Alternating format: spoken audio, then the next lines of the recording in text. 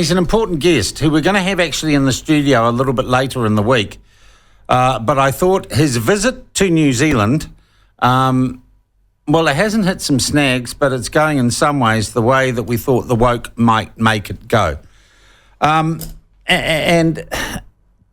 our guest is someone, and I love people because I'm one of them, who have the word controversial put in front of their name by the mainstream media. So his name is controversial comedy writer Graham Linehan, and controversial, which means mainstream media don't like him or agree with his views, which is why I'm called controversial journalist. But Graham's in the country. He's written a book called Tough Crowd, and he has been essentially cancelled by polite society and by the lovies of the entertainment world in Britain and indeed around the world, because sometimes he says things that aren't woke. But it would seem that cancel culture, which we know we've suffered here in New Zealand and was last exercised in its most vicious form against Kelly J. Keane Minchell, Posey Parker, it still seems to be alive in New Zealand. Graham, firstly, welcome to the platform. Lovely to see you. Thank you for joining us. But your visit to New Zealand not going entirely smoothly. We must add you're here as a guest of the Free Speech Union.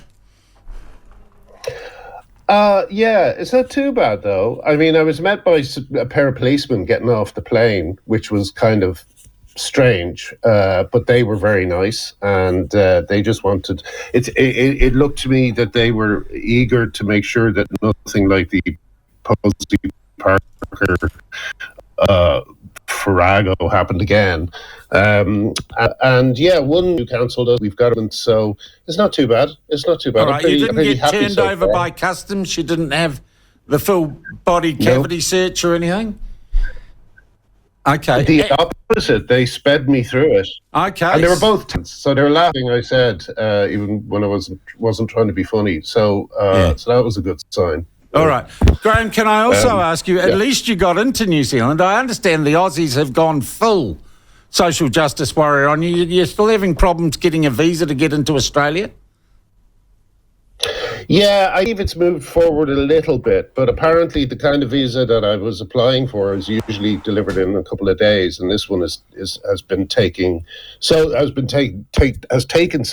that the date I was supposed to go, I had to go home from the airport. So yeah, it's a strange situation with the Australians, but I don't know. I'm hoping they, like, you know, again, it's so odd to be in my situation because, and as you say, they often put the word controversial in front of my name, but I'm not saying anything controversial, I'm saying anything that the vast people don't agree with, you know, that this should be fair, that you know, women need single-sex spaces. These are not controversial opinions. These are shared by the vast majority of reasonable, normal people in the world. Nah, you're in the entertainment business. It's different. Yeah. Graham, what about venues here in New Zealand? What about attempts to cancel your appearances here in New Zealand? And while you're here, we might as well give you a plug. Tell us where you are playing on your New Zealand tour. Yeah, well, I'm in Wellington. I'm in Auckland tomorrow night, and then I'm in Wellington on Thursday, and then I'm in Christchurch on the 19th of March. Right. Have you had any problems? Has the Free Speech Union? And yeah, I mean, it's as I say, I haven't really much. Sorry, we had a drop out there. Have you had, or the Free Speech Union had any problems? What? Have the Free Speech Union had any problems securing venues for you?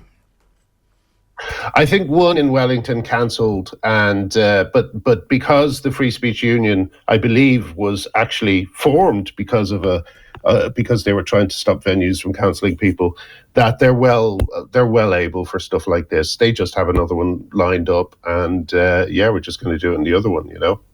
So it's I don't know. I mean, it feels like there might be a bit of change in the air that's helping things along a little bit. It also helps that I'm not a woman, because trans rights activists save as Kelly J found out to her cost, and the woman who was punched at her event. It's women they really hate, you know.